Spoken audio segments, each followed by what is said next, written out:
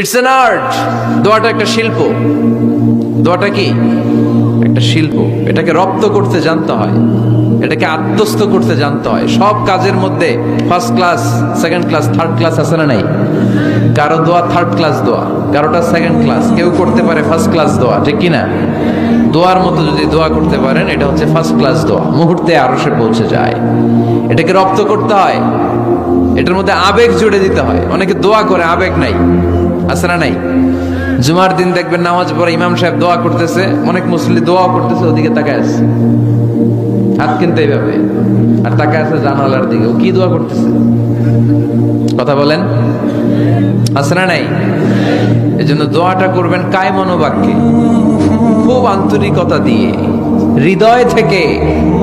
আপনার চোখের পানি যেন ঝরে। চোখের পানি যদি কোনো দোয়ার মধ্যে পড়ে, আপনি বুঝে যাবেন এই দোয়া আল্লাহর কাছে কবুল।